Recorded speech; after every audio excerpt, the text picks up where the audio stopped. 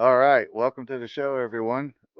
We got episode 4 tonight, and sorry, I got a critter running around this, a mouse or something. Speaking of critters, at Custom Critter Habitats, home of the authentic hardwood furniture that has been repurposed into beautiful habitat enclosures, follow them on TikTok and Facebook at Custom Critters Habitats. That's custom with a K and critter with a K. Anyways, let's get back to the show. We got all the way from Oregon. We got Shocky. Go ahead. Oh, hold on. What's- There you go. All right. Go ahead and hey, if you want to, I always forget this at the end of the show. So if you want to do it now, since you got a business, if you want to throw your plug in, it's right here. All like Awesome. maybe 4 people will hear it. All right. Definitely. So, yeah, my name's Chris, Chris Shockey. Served with this man here at the 407th and 82nd. Also, I came to them from 3rd Ranger Battalion. Um, yeah, I mean, where should we get started, man? Where should we talk here? What should we talk about? Yeah, the sky's the limit, man. Best of times, worst of times, scary times, whatever. All right, man.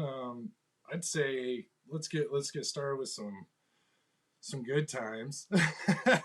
Yeah, that's always fun. Man, yeah. A few things I miss about those days is like the good times we had, like when we still drank and did those types of things. It's hard to explain to Hmm. people that have never really done it before, but the kind of camaraderie you get from it, and the fun times we had doing it. Yeah. And yeah, I mean, like even from the worst times to like where you can, end up and how a unit can go south so quick, and how things can chase you in your career if you're not careful. Oh yeah. Because you know as well as I do, I had a pretty rough time with the 407th, man, toward the end of my career over there. Yeah. felt like you Yep. felt like the walls were kind of closing in at points, but I wasn't exactly in the right head, especially at those Yep. times. We had a lot of really raw things that happened within that unit. I would say that were really really crazy when we came back from Al Assad. Like one of the crazy things was is like the medic company had like I think like it was 2 suicides right away. I think it was Charlie, and then like God rest their souls. Freddie J. Hook, went through a lot, like drug addictions, all sorts of crap. I mean, it was pretty wild to watch it all go down, and especially when you're like in the positions that I was at multiple points over there. It was just like sometimes I was on the outside looking in, and Hmm. it feels like when those times pass, is there more I could have done? But in reality, there really wasn't. Everybody's got to make up their own mind during their time of service. I feel like everybody's got a Oh yeah. path there, and there's so many factors that come in on those layer cakes, of like your service. Do you have a good command?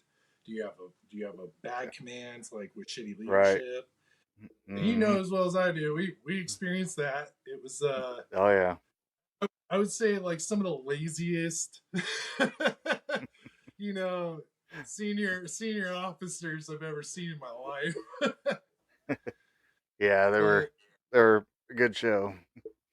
yeah, I mean, like it was a big adjustment coming from where I was coming from, especially to the 407th, because like I had just been, left battalion and was headed to the 82nd, where I had no idea what it was like. I went from like a laxed atmosphere where I had really good leadership, but to this, I don't know, I hate to say it, but like the 82nd's all about their like parades. Yeah.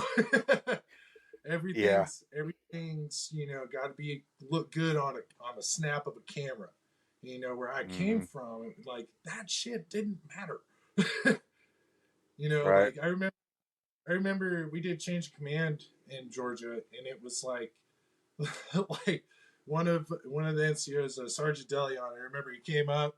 He was like, new incoming Sergeant Major, and like new incoming Sergeant Major was like, Rangers lead the way.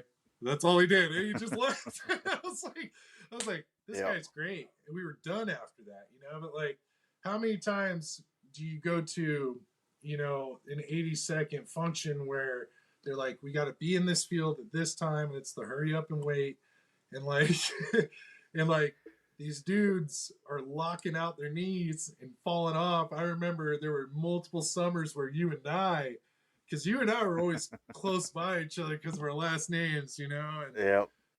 it was really funny because I just remember what was that? I can't remember Sergeant Major's name. God for no need to mention it, but the one where Brown corrected him and he had a booger in his nose and he gave him a Sergeant Major's coin.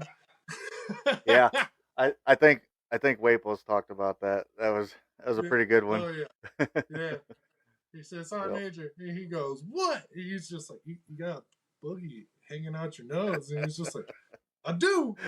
He fixes it and he looks at me. He's like, thanks for correcting me, soldier. And I was just like, this guy. Wow. Yeah, Okay. and he got a coin for it. So, Yeah. I was dying laughing. It was like, yep. some of the funniest parts of like my time in service over there was like when I started getting tattoos, heavily and Hmm. like even heavier than I already had. And they were just, it was funny because at the time they didn't really care. That was a moment in the military where they were like, you can have them anywhere. And I just took advantage of it. Yeah, yeah, yeah. A Yeah. few of us did. Going back to your first thing about the dog and pony shows and stuff like that, I re-enlisted 3 times in my almost 8 years, and what I found out was the more high speed a unit is, the it seems like the less they really care about your uniforms or your dog and pony stuff, but Oh, the more headquarter-ish, if you will. I don't know what the less they do, the more they put on the show, I guess is what I'm trying to say. I've seen that when I was stationed out in Fort Irwin all the way back to Carolina. It's just yeah. it's amazing. Oh, oh yeah. I mean, like where I came from, like in Georgia, like because back then it was RIP. I think they call it like rope or rasp now or something. Rasp, yeah, rasp. Yeah, rope was the officers program for entry, but it was yeah, like I noticed that like when I went to work over there, like they really only cared that you had a good haircut, when like that your upper top here was all right, but like it was cool if you didn't shave for a day or two, and like they understood like they just didn't care, but ranger battalions like that so hard, like and Hmm. like I going to like fucking 407, like oh my god, I was just like these guys like I remember like it's so funny because like the times with certain leadership I had over the top of me, like after they did everything they could to like take rank whatever it may be, it was it was always like you were given tasks that in so many along the way as well that you couldn't manage to make anybody happy, like Oh you yeah, can never make. make anybody happy. Well, and it was funny because like I think what sucks about the 82nd the most is like the rank system is so broken there. Like you could be walk back in our day. You could be walking from one unit across the street to the other and just trying to go do your job, and then all of a sudden you get orders from another NCO above you, and you're Hmm. like, dude, I'm already on orders to do something else, and they're like, I don't care. You're like, what? What the Yeah. fuck is Oh this? yeah. And then you get in Yep. trouble for doing what that guy told you to do because you had to ignore what the Yep. first guy told you to do, and you're just like, Oh dude, yeah. this is ridiculous. Like, Hmm. and and yeah, touching on what you're saying, like it goes to show, like I went all over the country with the Rangers, and I didn't ever see them have to have this, parade and like, oh, this is such a big deal. Like the color guard needs to be right. This needs to be right. Mm-hmm. I only ever saw that with supply units in any headquarters company. You Yep. were Yep. 100% right. And Yep. if they Bingo. were, yeah, if they were a bang bang unit, like they didn't care, like they were just like, dude, like do your damn job. And if you do it good, you're good. Like you should see Mm-hmm. the National Guard here, bro. Like it's so lax. Like, and Yep. so I went back to Fort Bragg this past year. Well, excuse me, Camp Liberty. it's Nope. always gonna, Nope. I will. I always will gonna be never Bragg. say that. Yep. Yeah, I know, I know. It's just so. Well, that's a whole other subject. But Yeah. Oh oh, yeah. where'd you go? Oh, there you go. Am I back? Yeah. Yep, there you go. Technology. Yeah, but and like we went back, we went to the Black Dagger Brigade over the Special Forces Battalion. I'm good friends with some boys over there, and showed her like he used to work before 407th and like what it's like over there, and like it was cool to see like how chill and calm that whole mentality still is within the Green Beret battalions, and like how good those folks are still doing Mm-hmm. amongst each other. Like, there wasn't any care. Like, I must have seen three dudes in three offices, three ops offices, like with berets that looked like they were thrown in the mud. Yeah. you know, Yep. and like that still gave me some hope. I was like, well, there's a glimmer of hope still. Yeah. Oh yeah. We when I was out there in California at Fort Irwin, we had one uh sergeant first class that was just a dick. Somebody ended up keying his Corvette, so we were all on lockdown for I don't know, it was like a day or two. We were doing the dumb like raking rocks and shit like that until somebody confessed, and I mean it went on for a minute. It was retarded. so I got a story for you about Myrtle Beach. All right. so, you what was it? God, so one of the infantry battalions back when we all lived in Mod Village. I knew a bunch of guys over there, and there was always this NCO who worked within their companies. He was a E6, kind of a dick. He was always over there watching the barracks and stuff because he was constantly getting divorces. Um, that's E6 right there, Yeah, you can't make E7 until you're on your seventh divorce. and like two DUIs. Yeah. Anyway, this dude, so he got mad at me for like, this was like I had time off and they weren't off because I had done like, I think it was CQ the night before. So I was off that Friday and he gave me a 3 day. We were going to go to Myrtle Beach that night anyway. So I was just trying to get the plans right. Well, this dude was total dick, hand chopped me, made me do push ups and like, my civvies. And I was like, all right, cool. Thanks, dude. So we go to Myrtle Beach, and I think a lot of people from that unit can attest. Like, I could hold my alcohol, but I'm a crazy time. Yeah. And we're walking down the strip after leaving one of the, I think it was the strip club called like Great White Sharks or something like that, or Sharks. And I'm with, we'll just say C, B, and you knew one of these guys before you left, Doc, and Yeah. two other people from Alpha and Charlie. And I see his Jeep, dude. And so I've been looking for a bathroom for like 20, 30 minutes at this point. Your boy dropped a deuce right in his front seat over the top of his bar, bro, because he had the top off. And yeah, funniest thing was is that like literally I do it and like fucking take my sock off, finish my business. You know what that means. Yep. The old one and soccer. someone on the same street that we were staying in, because we had one of those like strip hotels and it was like two streets over, and Hmm. he was like, damn, dude. And the cops come, right? And they're like, hey, you seen a guy? take off after taking a dump in this car?" I was like, "Yeah, man, I went after him, but oh, you know, he was fast. He was real fast, and I'm a pretty quick Yeah. guy." And they're just like, "Oh, good on you." Dude comes out, sees me, sees everything happening, bro. Has no idea that it was me, bro. None, none. And the cops like take statements, everything, and he is like thankful. He's like, "Hey, man, like that was cool of you. Thank you for chasing that guy." And I was like, "Yeah, I don't know why somebody would do that." There you go, get an It's like award for crazy, not doing right? much. Yeah, and that was so at the time. Do you remember Sergeant Mata? Yes. Yeah, I really that's one dude that was Whoop. always awesome, man. Whoop, sorry, man. It's I got it held up kind of ghetto here, but we're figuring it out. It's all good.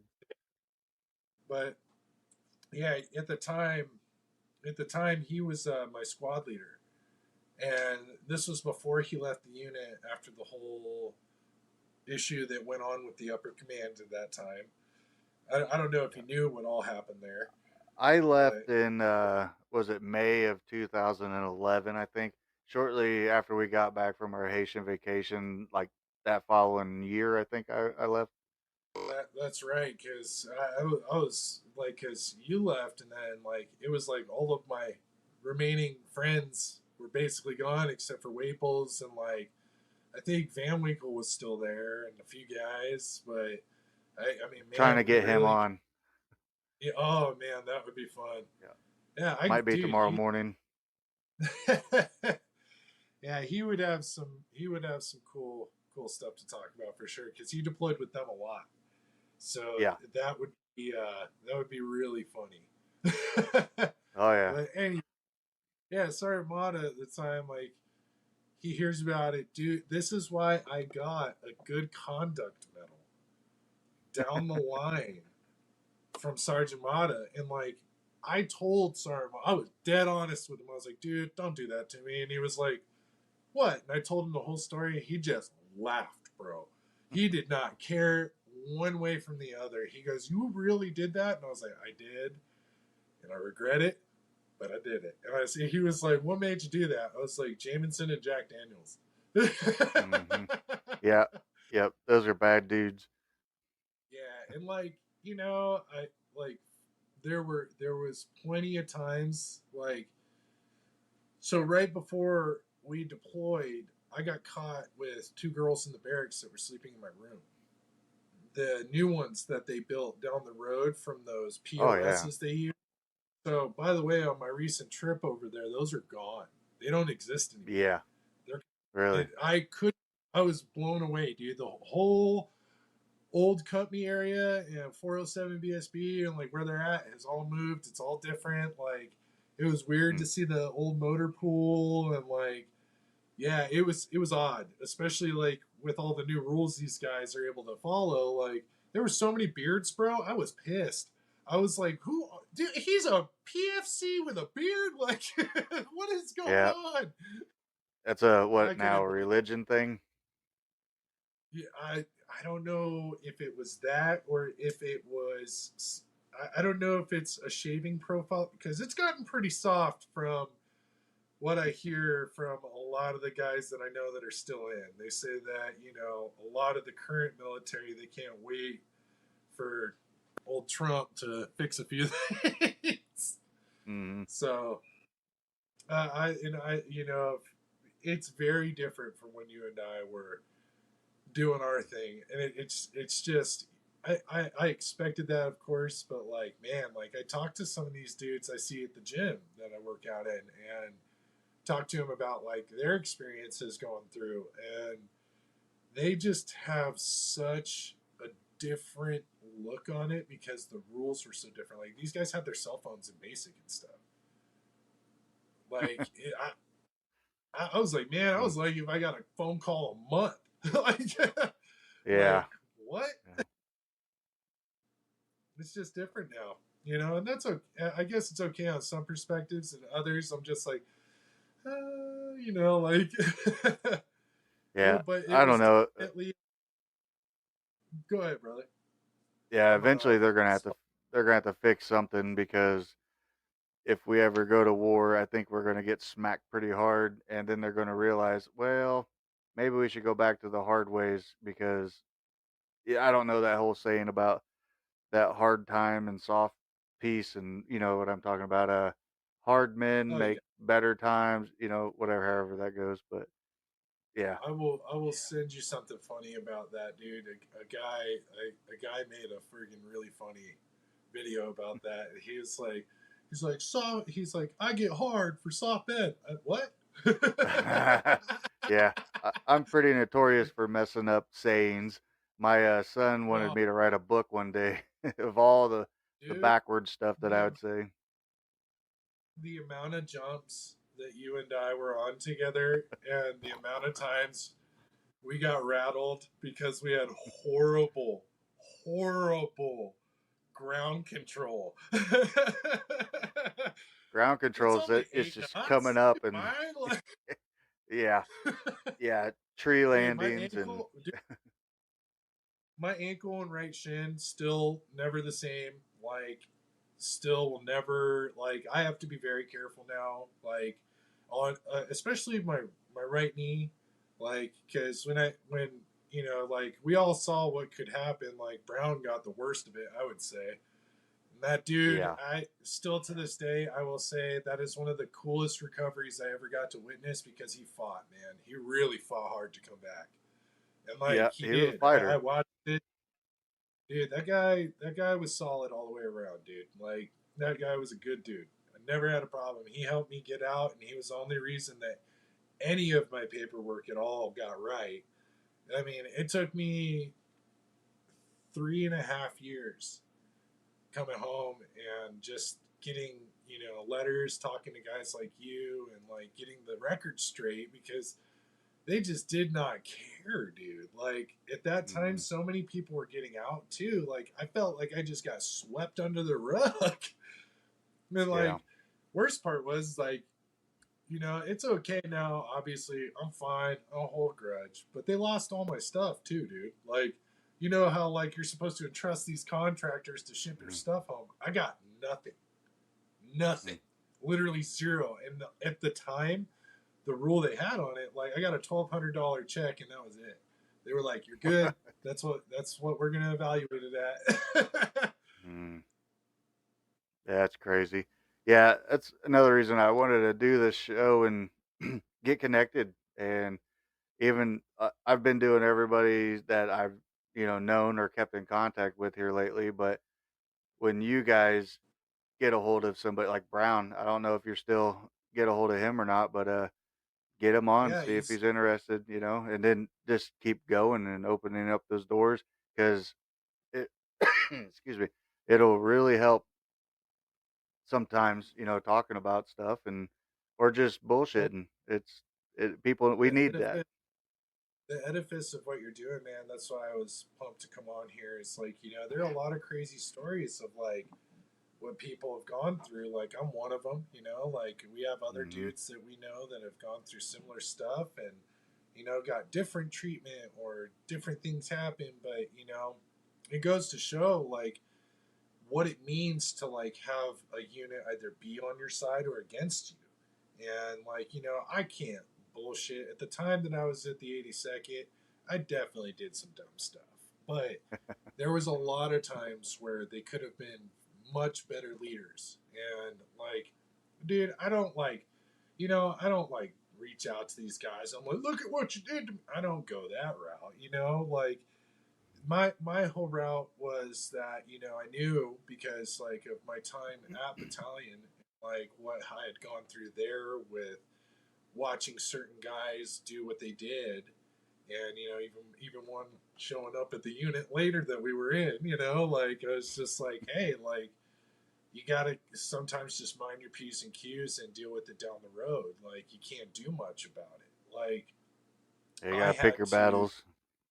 Yeah, and even though the big thing I would say to every soldier that gets out, man, is read your ARs, man, like all your AR code, like and make sure that you're really really reading that deep, and if it's in any form of legalese, get someone to break that down because as you and I know, going through the VA and other things, it's a process and it's difficult. Oh yeah. But if you really feel that you were wronged and you can prove that, like, look at me, man. Like, I got my whole discharged. Like, I'm in the process of that, getting all that turned around. It went very well.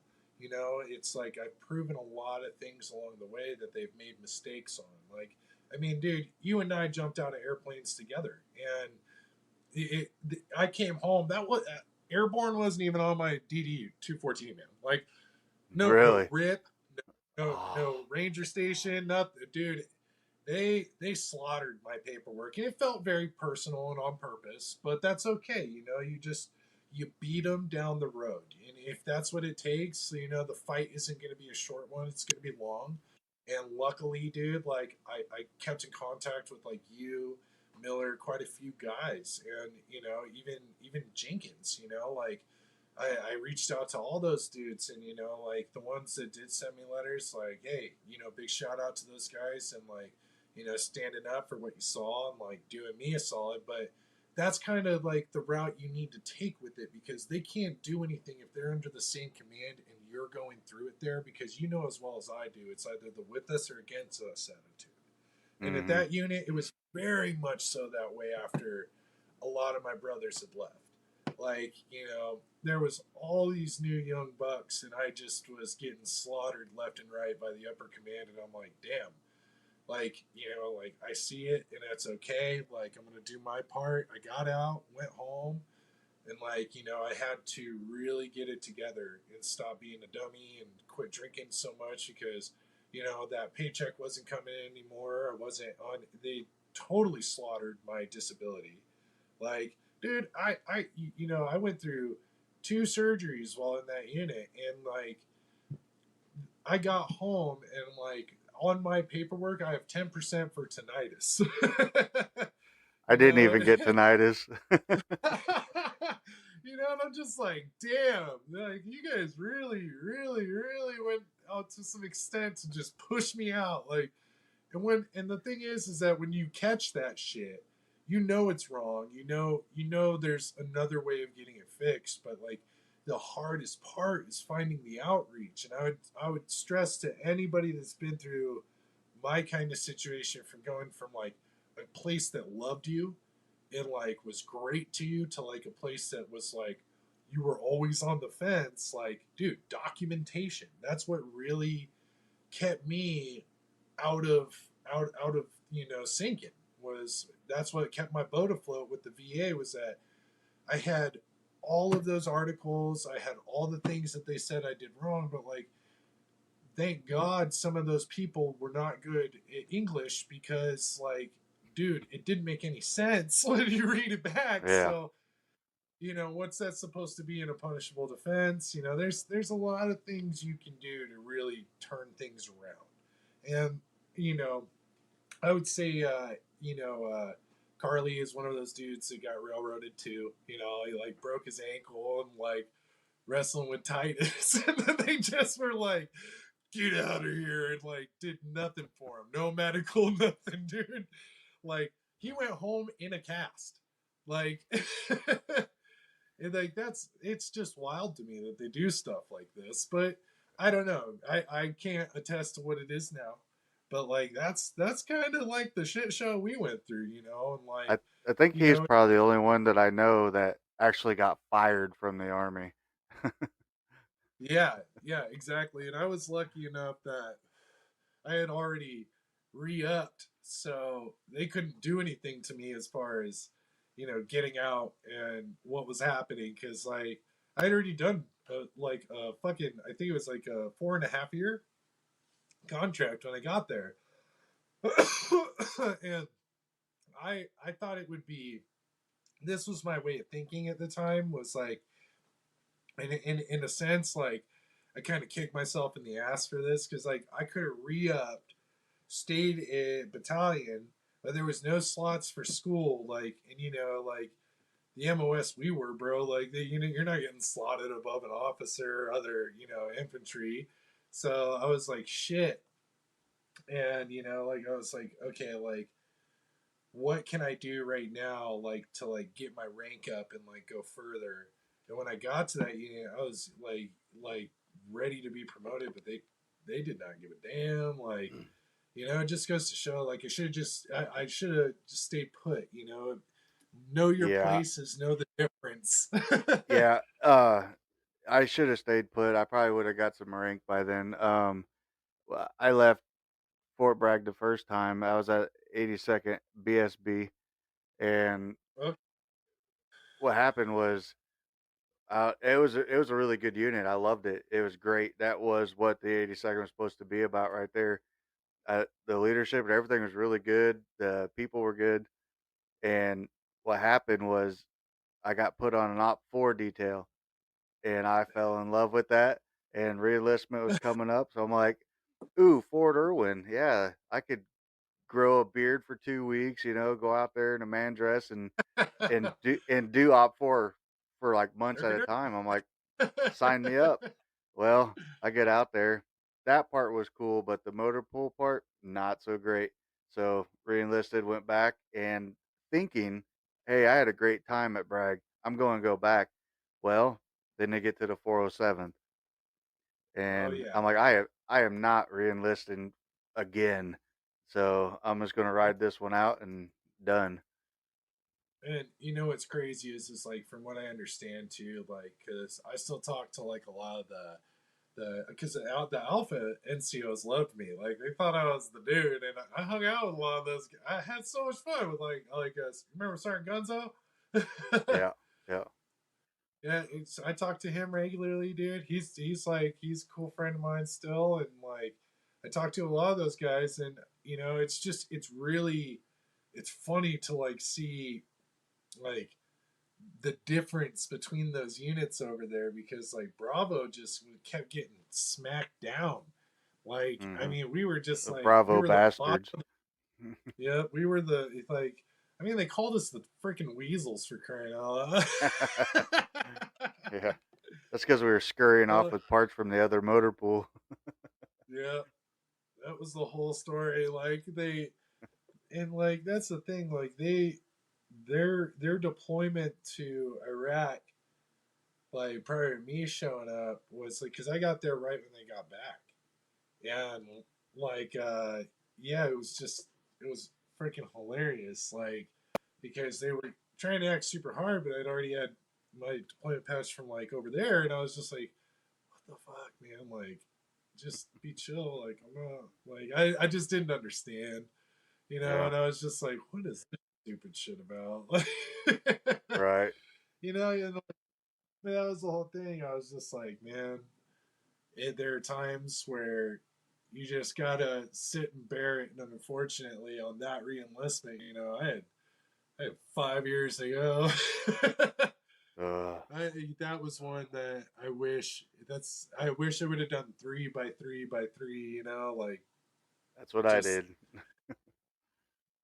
you thought it through. I didn't think it out, and like I also was very very young when I joined the military. I enlisted at 16. I was emancipated. Um, like I think a lot of people had prior knowledge going into the military. I did not. Like I was just like, I had no research, didn't know rank, nothing. Like, and Hmm. it was because like my life prior to the military was not good. Like I did a lot of dumb shit, and A lot of people did. well, I find it funny because like as an adult now, like you would see a dude like me. I got head tattoos and covered head to toe, but like I am so like I live such a boring lifestyle. I'm like gym, work, home, hang with my wife. Yeah, But like those days, like going into the military, I wish I would have done more research and understood like more, because like when I enlisted, I enlisted out of Sacramento, California, because like Nevada at the time was so full and they were getting so many enlistees that I couldn't make it. And funny enough, the MEPS in Sacramento was so full they sent us to Boise. So I went to MEPS in Boise. Never knew any of these people, right? Like all the officers that Mhm. they had introduced you to, the NCOs, and they were Marines, so they hated us, dude. Yeah. It was just like, oh god, this is horrible. Yeah. And Yeah. now, now looking back on it, though, I am very thankful for the service that I did, Yeah. and like I'm especially thankful for the brothers that I have, and like, the things that it taught me about being a man and how to hold yourself accountable, because I needed that. I was an idiot. I was really stupid. I wanted to blame everybody for my problems way back when. The army definitely gave me the opportunity to understand what that meant. And I think looking back to my time in Ranger Battalion and, the schools I got to experience over there and like the standard, like it's what paved the way for the mentality I carry today. And that, like, it's still the influences from a lot of the people around. Like one of the funniest things I still remember is one of our fellow compadres. Hey guy, what's up, guy? How you doing, guy? Uh, yeah. you Yeah. know, Well, and we got to get it's him on it's here. cool to.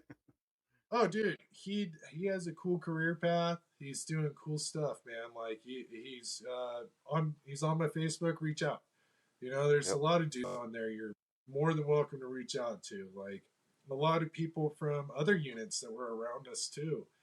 And I'd love to hear their stories too. Like I still talk to Russo from the what company was that? There was a 315, I think it was I 315. think Yeah, so. he was over there, and yeah, he was a dude. I'm covered in tattoos from the guy. Yeah. And, like I went back. It's funny, like I left North Carolina. I was like, I'm never coming back. I went back like over 60 different times, Yep. dude. Yep. Just because, like, you miss certain parts. Like I missed the coast. I missed the coast a Yep. lot. Like I had so much fun out there with Yep. different guys from different units, Myrtle Beach, Wilmington. I mean, dude, your name's Pirate for a reason. We all know Yeah. that. Yeah. North Carolina was definitely one of my better states that I've lived in. I'd go back in a heartbeat. That's for sure. Yeah, like if there was any place I would honestly like go back to as far as duty station, I would go back to North Carolina just because like I'd have a different mindset, Hmm. Like, but I would not be a part of the 82nd though. Yeah. Like, Yep. no way. Like, Yeah. Yep. I'd want to be with the group. Yeah. That's the only way I'd S- do it. Definitely something a little bit more high speed. You Yeah. were talking about you slowed down or stopped even your drinking and stuff. People that I used to know back in the day would they only know me from back in those times and when I was crazy and yeah, I was real dumb and Oh, I dude. I got to watch I, my drinking if I even drink at all sometimes because I got gout now. I'm 42, so I got dude. winter's coming and I got to watch out for that shit or my toes start hurting. It feels like I got a broken foot. If I stretch wrong getting out of bed, I pop my neck and I can't walk for 2 days. I mean, oh, it's terrible. Well, dude, one of my fondest memories of us is being in your front yard looking at the boat and just so smashed. So smashed. Which boat was that? I had like 7 of them out there. You Not all at did. once, You but did. I think the I think it pontoon was boat like the was my favorite. sailboat. It was that was the one you had at the time, the pontoon. Yeah. And Yeah, we I were built that all sailboat. yes. And that was so sick. Like, and that was like the funniest part was is like I remember we were all sitting out there and like I don't know if I should bring up like what we were doing.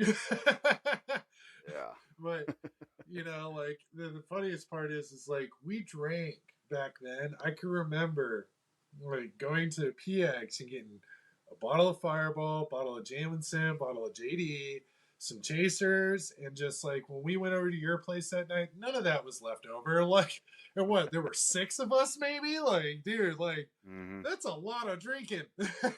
Yeah, like I mentioned before on here, the back of my tailgate one night, I don't know how many different types of bottle of rum, but it went from one side to the other, and I was sampling all of them. It was a bad Oh night yeah. that night.